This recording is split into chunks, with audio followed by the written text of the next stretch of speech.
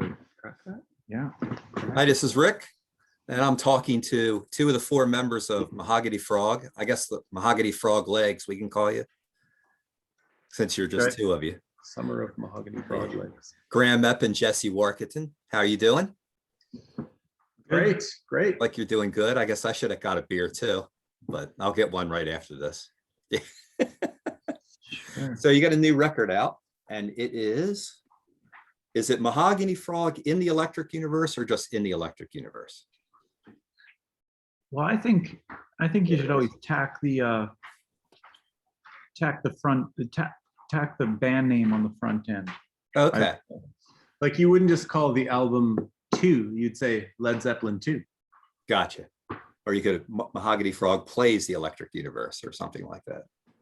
So Our last record was just called Senna, though. But by Mahogany Frog. yeah, Oh yeah. I think that's this one, right?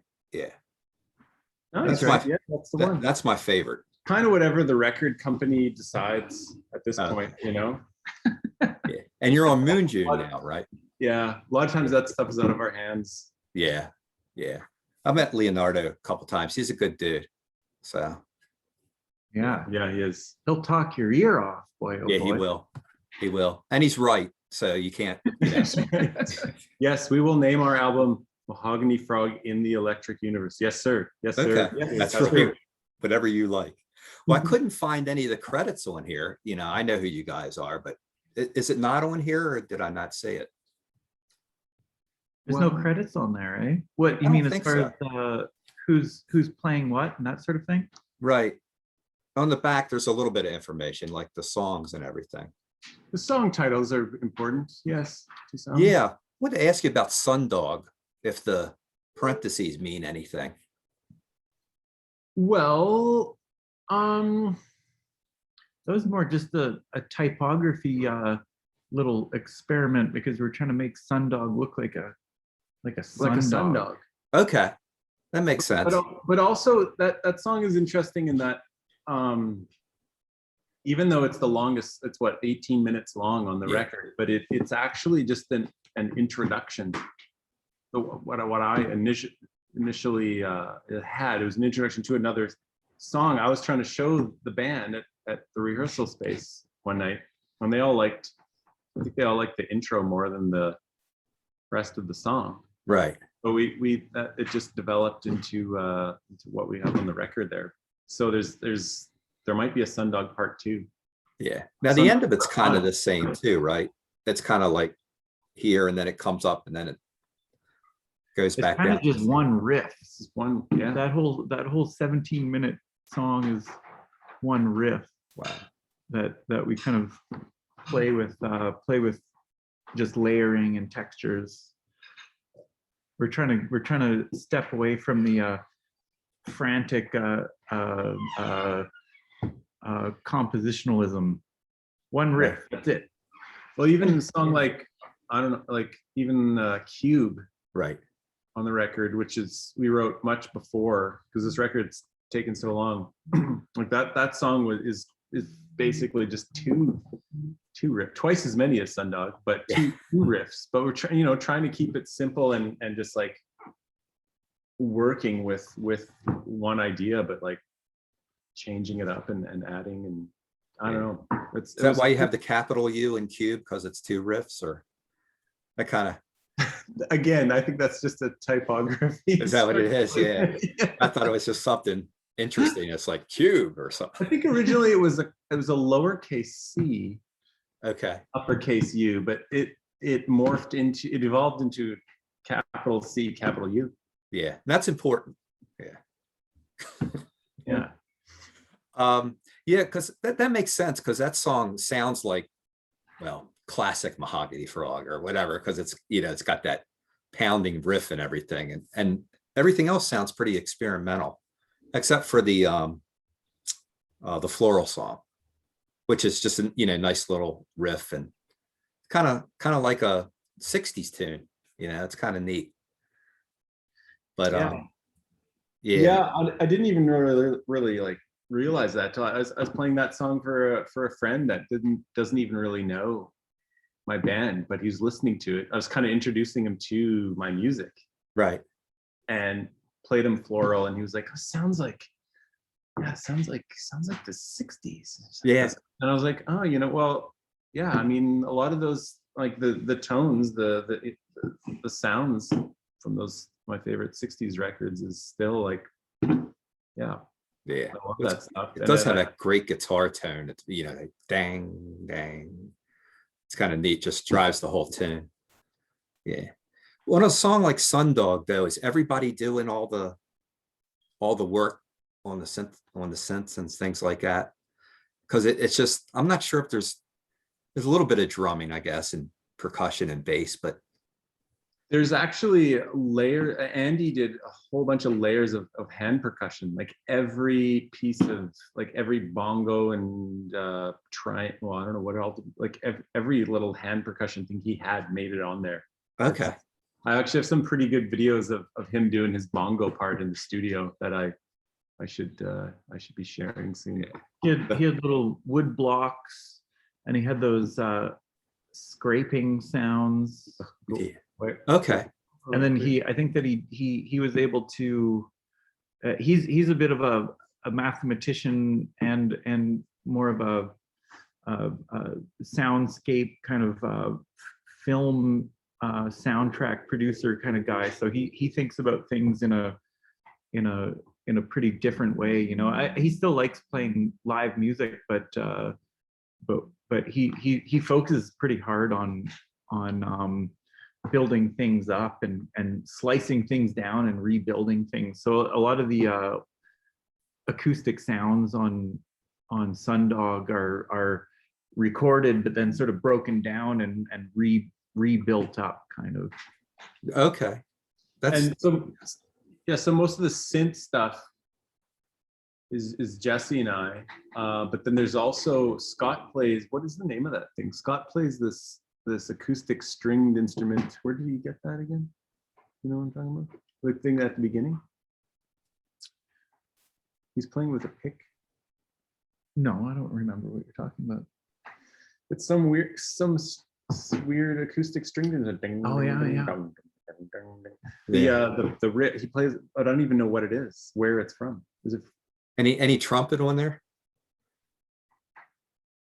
I don't think there's any on this whole record. This is the first time we haven't had trumpet on a record since. Is there any record that doesn't have trumpet?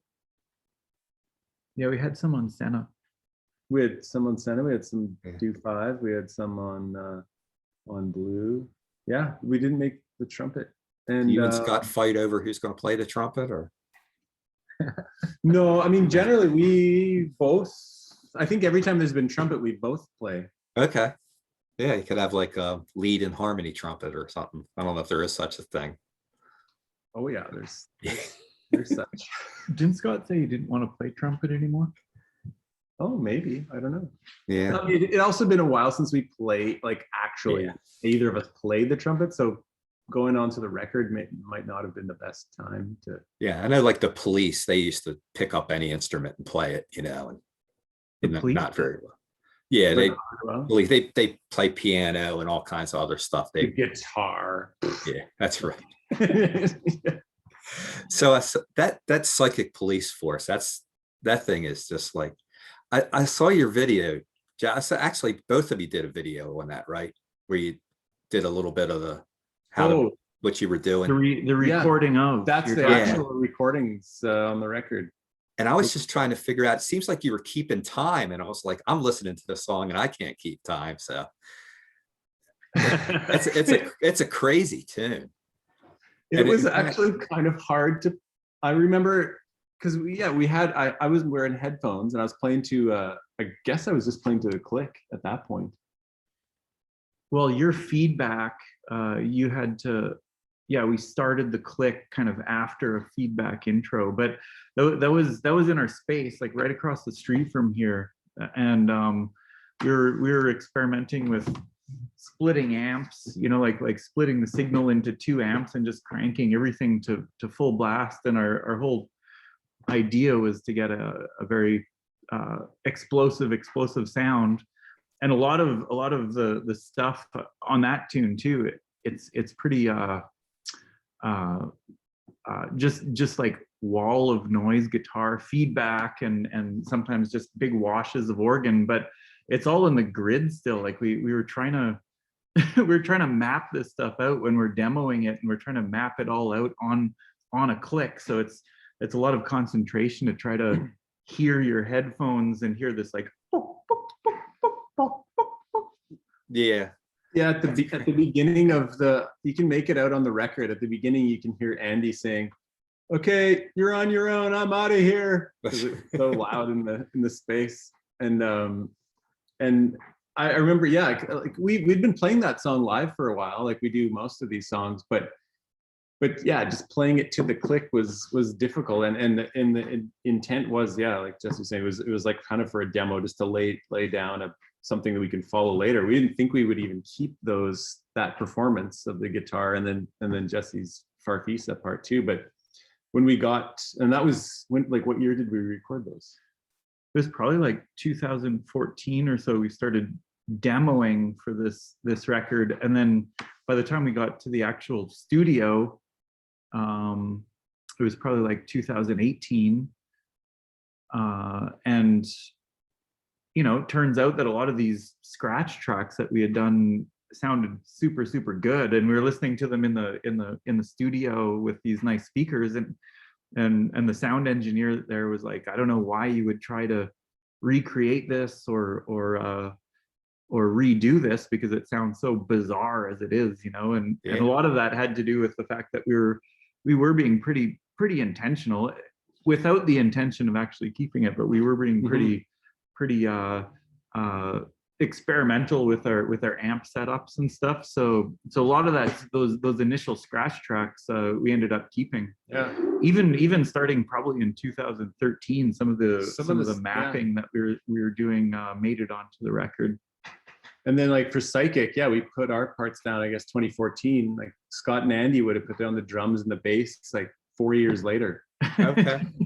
Longest song in the world. And that, at that point, I remember there's the kind of the middle section playing to the click without, I mean, it was always kind of a tricky, just the timing was really tricky live. I remember it took us a long time to find the groove of it. And I remember playing it and being like, this just doesn't sound right. And I remember like just getting Jesse to play my guitar part, the chording in the middle. I was like, you might be the only ones that notice. I mean, yeah, I was like, can you do this? Because I don't. We tried to play it to the click in a way that made sense in, say, 2014 or something. But then we gigged a whole bunch, right? And without even being aware of it, we actually changed the song and we took out one beat.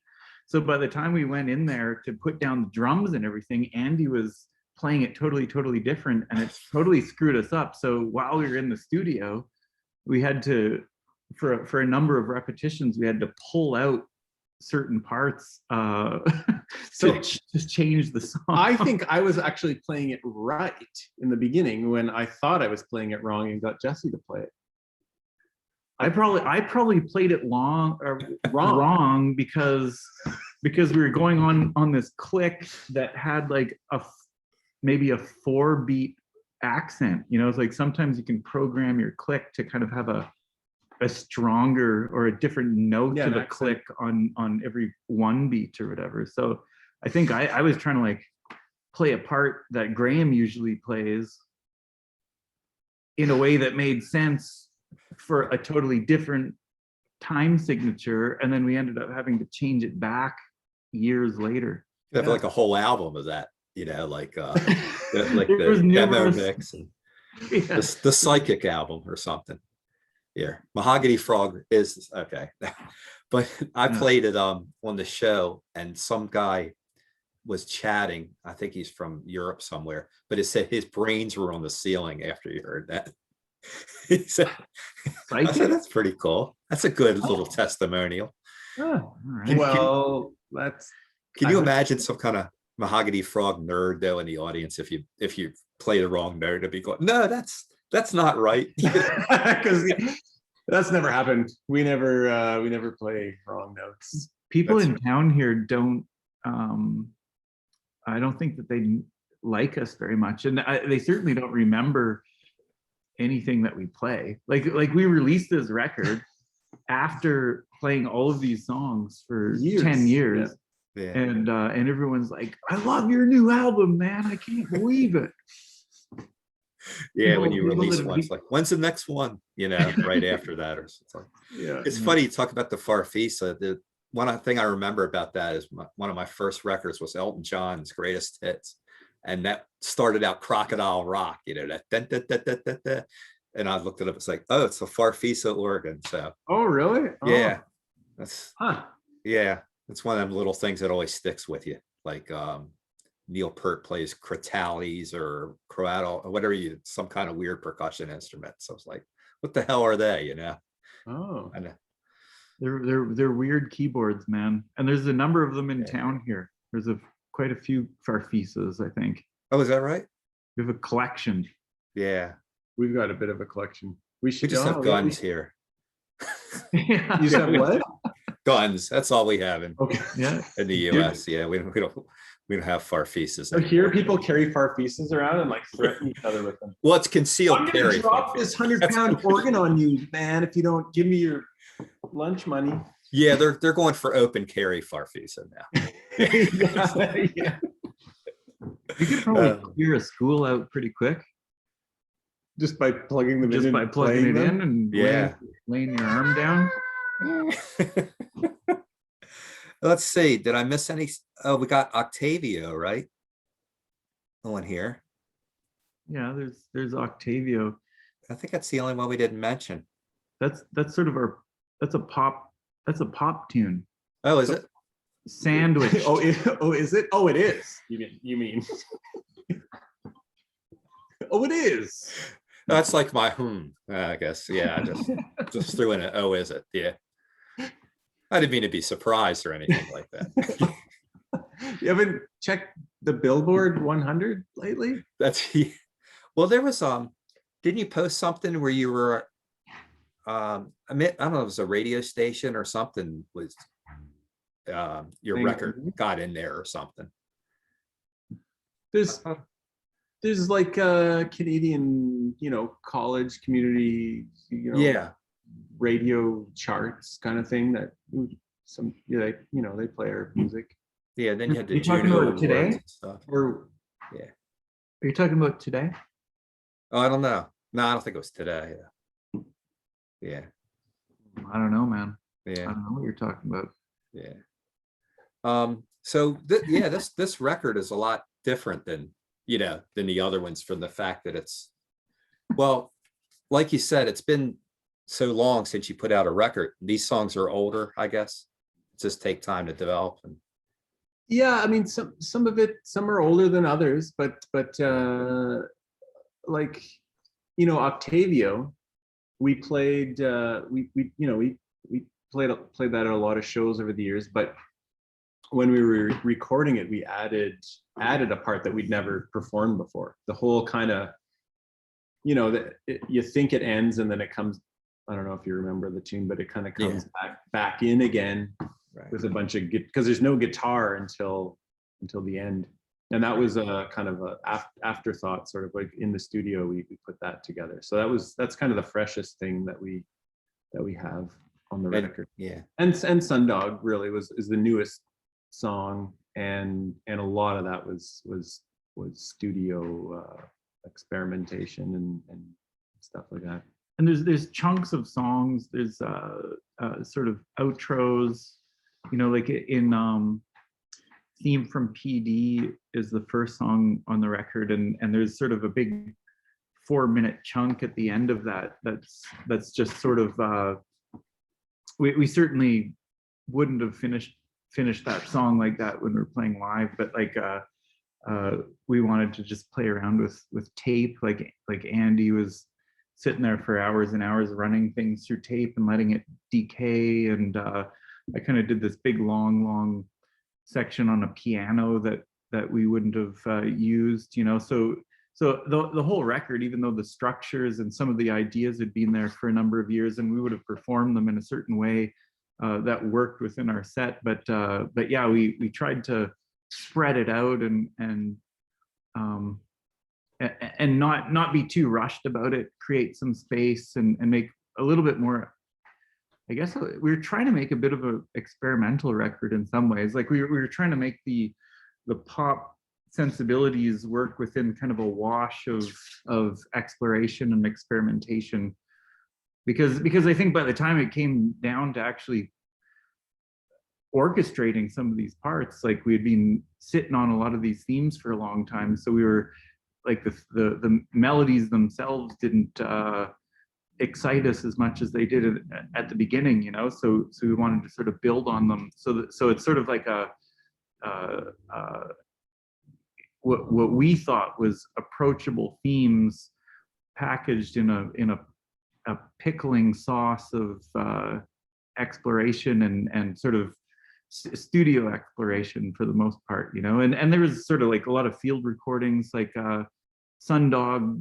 I recorded this chunk of organ solo in Christmas Eve in Prague when I went to visit my parents, and took this crazy sound, and that sort of like makes its way in and out in sort of the psychedelic. Andy's cat, end of the album. Yeah, there's some purring of Andy's cat, and you know, and a lot of those things come from Andy wanting to being so obsessed with sort of field recordings and stuff like that too, and having a pretty immense arsenal of sound effects. And was it the end of, is it the end of Psychic that we have the Hamburg, Germany? We played there a number of years ago, and we were at the harbor at the docks. Is it at the end of Psychic? Oh yeah, this whole pier was going up and down on these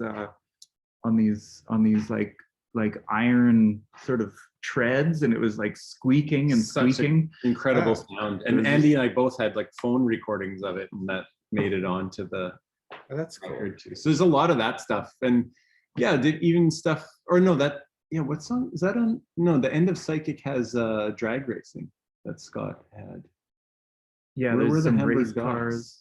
I don't know. We got, yeah, the album's full of that kind of stuff. We just, you know, and yeah, Andy's really into, like Jesse said, like into the field recordings and all that stuff. So it makes its way. I mean, all our albums have had that, but I think this one has the most of that kind of stuff.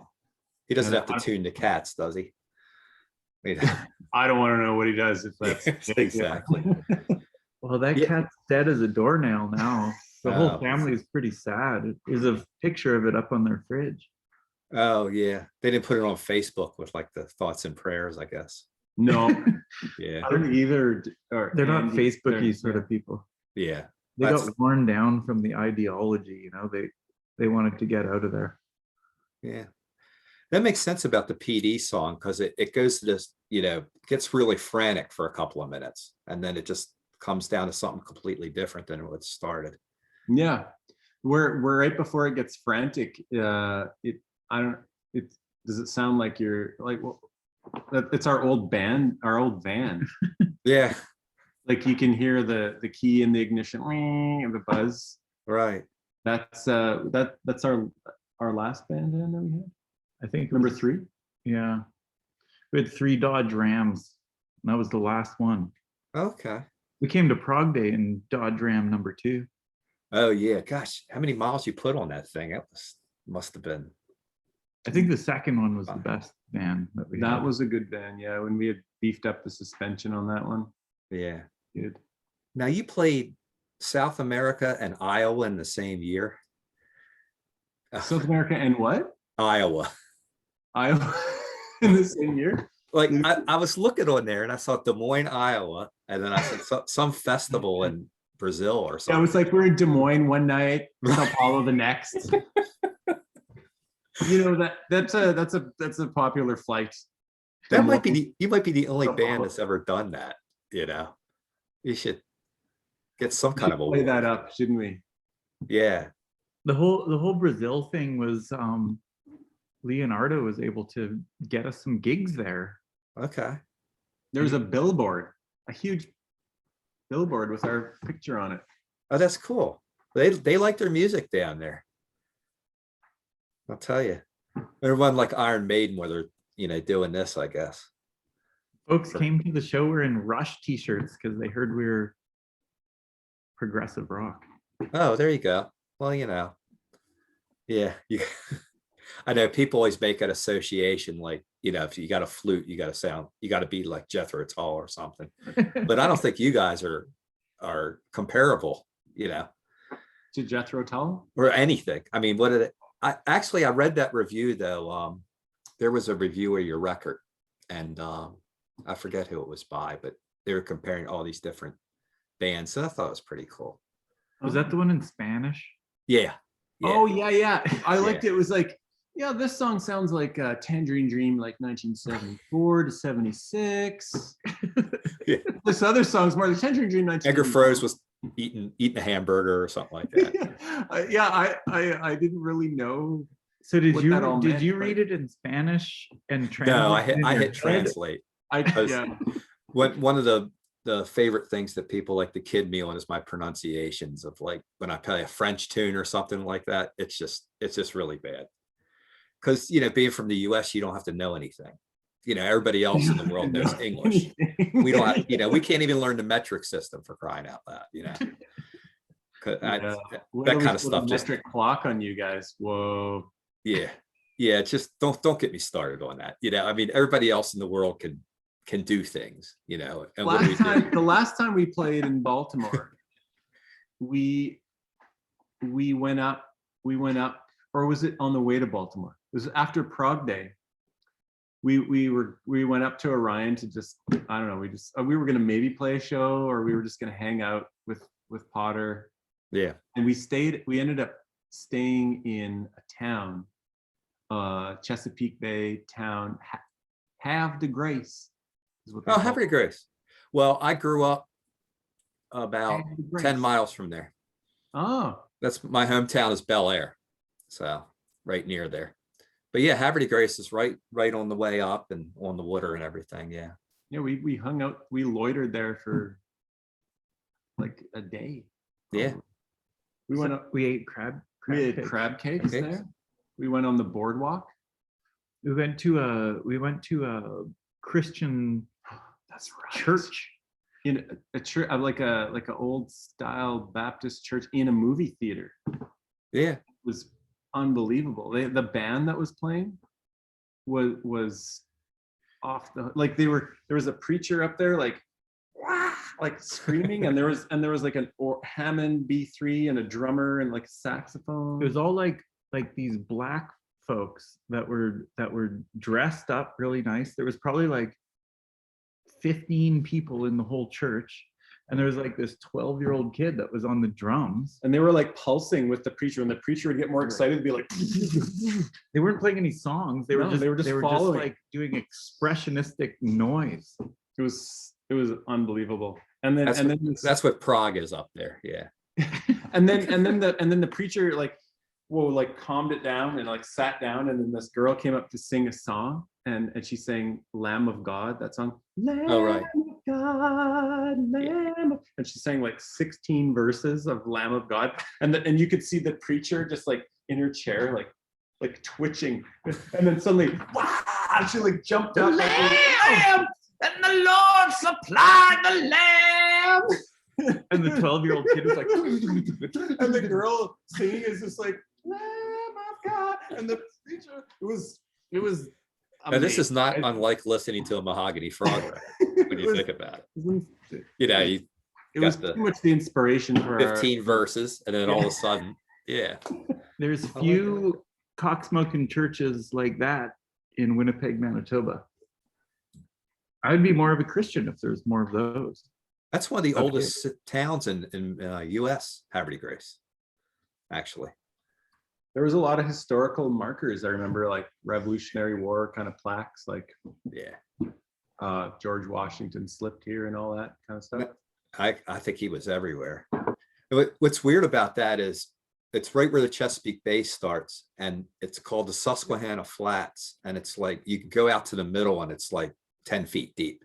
So like that whole little bay or pond there is like really shallow, because the river comes all the way down from New York, and then it just like Right. builds up. It's And the then Hudson River that drains right there. Susquehanna, yeah. Yeah, Hudson's more over New York way, but this is Oh. all the way from middle of New York and comes down. Oh. That's what feeds all that. Oh yeah, yeah, yeah. Nothing compared to Don't Canada. include that in the interview. Can you edit that part out? It'll make me seem like I'll try.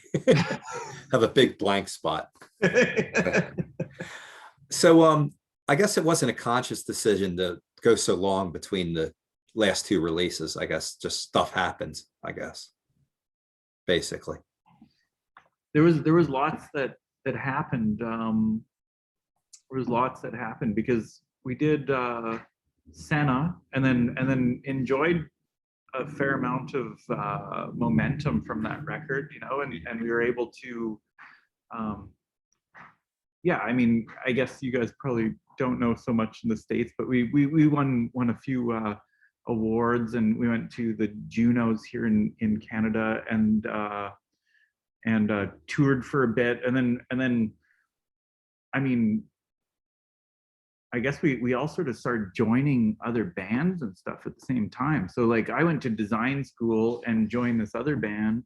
Graham started this band called the Catamounts with Andy. You know, I was in school for 3 years, and so we kind of started recording in the Electric Universe while we were playing, like writing and recording albums with other bands and going to school. Graham had another kid. Andy bought a house, had a kid. So sort of like life stuff happened, but it was also a lot of exciting life stuff. So Yeah. like in between Senna and Electric Universe, like you released how many records with Surprise Party?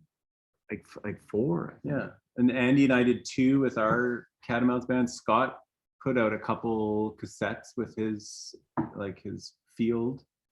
I gotta check that out because I didn't even know you had the 2 records before Mavis. You know, I mean, you got the Plays the Blues. I don't know if that's indicative of the record or whether that's just the fun name. We're doing all It's a Robert little bit- Johnson covers.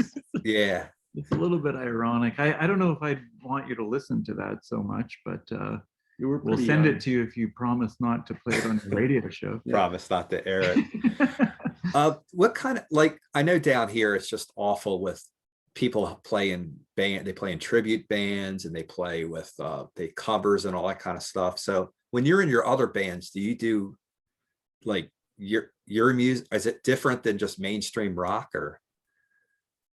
Well, the Catamounts is a surf band. Okay. So Andy and I and a couple of friends who play in another band in town, great musicians, the guitar players, we were like, let's start a surf band. So we with the 4 of us, just, this is, I don't know, when did we start this band? Probably like 2011, 2012. Yeah. And we just dove in and we were like, okay, surf music. And we just like, we did our research and we came up with, you know, we learned a whole bunch of songs. I think we you know, like that first year or 2, we had like 35 songs, you know, Okay. just like classic surf stuff. But then we just kept diving in deeper and deeper, finding all this Japanese surf and the, you know, and we were writing our own too, a lot of our own songs. But then it kind of got into like Greek music. It got into like, you know, we started playing Ennio Morricone stuff. It kind of just branched off from just surf and these guys are playing like literally 100 shows an hour. Yeah. We were playing a lot. The first couple, there was like, we were just saying yes to every show. Oh wow. Yeah, because it was great because, you know, with Mahogany Frog, we, you know how much gear we have, right? You've seen what we do. But Oh yeah, for this band, I just had just a lightweight Farfisa. Just a Farfisa, like everybody around town. A Farf and an amp. So it was like we had hardly any gear. We could, and there were nights where we were playing 2 different. We'd play in one bar, pack up, Right. and zip over to another one and play again. It was really fun. Yeah. Just fun music, and even it was like it was neat how like young people were like, this is, you know, dancing and it was, the music was just so kind of approachable and Rick, I'll send you the Mahogany Frog prize pack. I put together this prize pack, and it's got like all of our sort of derivative bands and some videos and stuff. I'll put That's- it all together for you, and I'll send you a link. So If you got a download. Patreon or something, I'll do whatever they have. Yeah, that's fine. That'll work. Catamounts have a song that we play that's actually a Mahogany Frog surf song. That Okay. we played. Like, would we have played it at Prog Day back then? Octavia. No. Metallic paint. Dig my metallic paint. Oh yeah. Dig my metallic flake paint. No, dig my metal flake paint, baby. Is the name of the song. Yeah. That we wrote it, Mahogany Frog. But then Andy and I made a surf band, and we're like, well, we should play this song in the surf band because it's You don't have a song called Surfing CAN like Surfing USA, do you? no. So it's funny because Okay, everybody. but also another thing that sort of happened within that era too is that so we're all kind of moving on. We're developing all this material with different bands, and then we were offered this opportunity to do a Halloween show in Saskatchewan to write a score for Faust, which Okay. from 1926. So then I guess starting in That was 20 in 2016 or so, we kind of put finishing the record on hold, and spent quite a long time developing this 2-hour soundtrack, which was pretty cool. It was a lot of work and quite horrific in some ways as well, but it's serving as our next record, which we're going to be recording. I mean, it's done. We're going to be releasing it in October. Yeah. We have the Okay. test pressings, the vinyl test pressings already. So it's going to be another double record coming out. Like, Now horrific when Halloween, it goes right together. So it was a lot of work, and it was extremely stressful to pull off because we did a small tour playing old theaters, performing the score with the film. oh yeah, you had to learn it and play it. Yeah, so well, It was like it was a live. The album is a abridged version of the live score that we toured, and it's even using some of those recordings from some of these theaters from that tour. Yeah. Mixed in with sort of live like studio versions of some of these tunes. Yeah, because that makes sense now. I mean, you have your normal jobs, and then you're trying to play the music, and then when you do all this, time elapses, and next thing you know, it's 7, 8, 9 years or whatever. Because you were doing records pretty quick, for band. There was 4 years between the ones, but the other ones were coming pretty quick. Yeah. I got to ask you, when I was looking back on that, what was Muff Fest? There was something. I Googled it. I couldn't, well, what came up when I Googled it, but I couldn't find out exactly what it was. Well, that was our first show. Our first show we called Muff Fest because we were obsessed with the Sovtech Big Muff fuzz pedal. Okay. That makes Paul sense. Sears was using one. No, not Paul Sears, but the bass player to the Muffins was using Muff at the Prague Day that we were playing. Oh, okay. Remember those guys' set? Yeah. Billy Swan. I think so. He was kind of an intense looking guy. Yeah, He was that's him. Very kind of wiry and intense looking. Yeah, and blonde played hair. really loud. Yep. Yeah. And he had, anyways, so yeah, the green Big Muff, we wanted to sound like the Smashing Pumpkins. We wanted to sound like Billy Corgan and have everything sound explosive. So we thought that the Big Muff was the avenue to exploding our semen across the universe. Yeah. There you go. And I think we were right generally. There's some other fuzz pedals that do the same thing, but so our first show Was called as Mahogany Frog was called Muff Fest in 1997. Okay. I thought it was some weird central Canadian kind of festival where bands get together. and Muff. I don't know. So. Then there was then a year later we had Muff Fest 2. Muff Fest 2, I saw that, and then somebody's birthday party was also around that time, I think. Oh, there's a wedding. A wedding, that was it. Oh, not a that would've birthday been party. I get the two mixed up all the time. Anyways, Muff Fest wasn't very sensual, you know. It was in a Mennonite church. Okay. Muff Yeah. Fest, we played There was probably some marijuana involved, maybe, but like we played Cherub Rock by the Smashing Pumpkins. Oh, right, I remember that was a hit. Yeah. And we played what song did we play by Black Sabbath? Didn't we? I thought Didn't we we play did. Black Sabbath? Didn't we do Paranoid or something? Yeah, it was something off that album anyway. Something, yeah.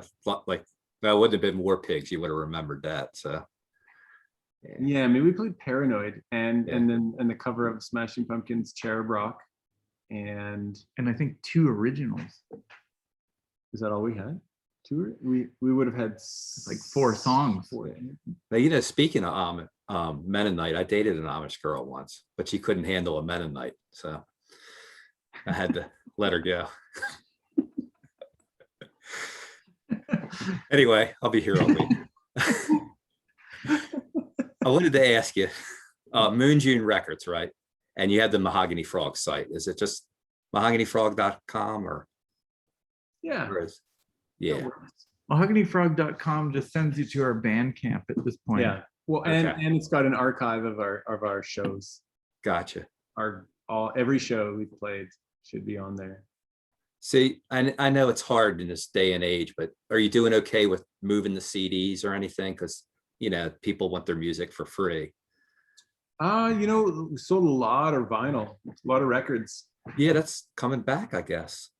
Yeah. I haven't had a record player for 40 years myself, but the younger set. We lot. also sell record players, so we could hook you up.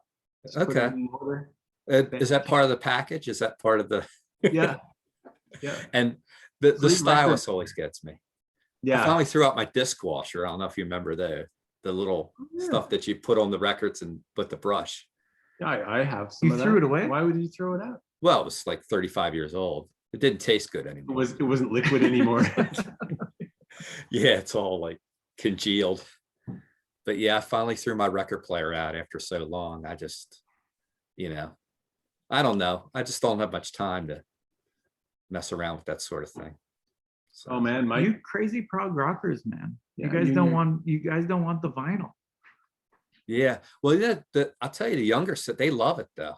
I mean, they love the Oh yeah, vinyl. yeah. My 4-year-old daughter, when I put on a record, she asks for records specifically. She Yeah. doesn't care about the CD. She don't. Well, you can't see a MP3 or whatever. Every record, no matter what it is, I have it. It's kind of high up in my house, where the record player is, and my daughter climbs on top of the couch and has to see the record start. Like she needs to see it spin, she needs to see the needle going down. It's a whole. She can see the whole process. Well, you It's had the new one fascinating. released on vinyl, right? For a little while before CD, I guess. Yeah, we had it available only vinyl from Okay. it's early December. We released it, and then it came out with Moon June in March. Gotcha. Yeah. And we might do that with Faust, the next record too, Yeah. because we can do whatever we want. That's unless- right. Unless Leonardo says we can't. That's well, but you just do it and ask for forgiveness later, right? Yeah. That's what I would do. Is there anything else you want to tell me about the band or the album or anything before we finish up? Well, I think that we're just kind of excited to get a lot of this stuff off our chest. Yeah. It's been a long time, and there's been some times where it's felt kind of hard to sort of keep moving forward, but it's like we're really happy to have this record out, and we're really happy to have the next record out as well. Like it's almost like it's like an hour and a half long, and it's going to be out pretty soon, and it's pretty weird. It's a lot weirder than this one. Yeah. So we're just kind of happy to, you know, move forward with our life, whatever form that might take. I'm sure that Graham and I will continue to practice music and introduce new songs and to those guys, and we'll see how everything goes. But you know, it's tough to kind of see what the future holds as far as touring and all that sort of thing. But yeah, I mean, from sort of a cathartic point of view, we're really happy to finally like be done with like holding on to this stuff and processing it and thinking about it, and now we can sort of think more about playing live shows and trying to get new it. music too. I mean, Yeah. Yeah. So you guys are able to play around and, you know, Not really. Not really. No. we haven't played a show since September 2019. In fact, it's illegal for us to be hanging out right now. yeah. We're breaking the law right now. Okay. Yeah, Even but with- we are working on doing a live performance, a live stream. I think Yeah. we'll do it with Moon June Records through there. We're going to do a live show from either our studio, which is right over there. Here, I can show you. This is if there's that building right there. right there is where we practice, and then just over there is a studio that we record at. Right over there, or is it over there? Oh no, it's that way. Through this window, there's a record. Our pal that plays in that surf band I was talking about, the Catamounts. Yeah. He's an engineer there, so we're probably going to be doing the live stream from over there. Oh, bet your parking's a bitch. We don't even have cars up in we don't- Canada yeah, yet. we don't, there's no need for them. Everything's so close. Yeah. We still have the Red River cart with an oxen in the front. That's what we take. Well, I've seen a couple of the live streams. I haven't seen one in a long time, but it worked pretty well. They did a Prague Stock, and Prague Day partnered with Prague Stock and did their 3 or 4 bands or whatever. So it's not the same, but you know, it's the best you can do, you know. Yeah. So, Well, and a lot of people are doing festivals are doing pre-recorded sort of, they call them the sessions, like Levitation. yeah. We watched the Fuzz show. That was pretty cool. Yeah. High Seagull and Fuzz and all that. And they did a pre-record and made sure to edit it together really cool, made sure the sound was really good. And you know, I'd almost rather see a well-edited live show than a live stream that is fucking up or something. Yeah, because you always got some kind of like, you know, 5 minutes. Oh, we're not ready yet, and then Yeah. yeah, because it's hard to do a live performance too when you're doing that and there's nobody there. You can't really get the feel of the crowd or anything. Yeah. Just got to get a bunch of good looking people to watch you. Sometimes it only takes like 2 people, you know, if you have 2 people, even if it's like your parents, if your parents are watching you, Right. improves your performance tenfold. But and if you have good looking parents, then it's 100-fold. Yeah, we have good looking parents. Yeah, there you go. I don't know if it was arithmetic or exponential. Yeah. How that works. All right. Well, I'm going to close off the video part of this, or the recorded part of this before we get too goofy. But been talking to Jesse and Graham from Mahogany Frog, and great to see all this music out. There's all your other ones. DO5 or is it DO5 or DOS, or then there's On Blue. Yes, Whatever you'd like, whatever Rick. you want to call it. Whatever That's you'd right. like. I forget which one you made. You might have made this one at Prague Day. That's the one we made. That was Yeah. the one, yeah. Yeah, you guys, 100% that gel was super. production. Okay, well, thanks a lot. And hopefully we'll be talking faster than 10 more years. Yeah.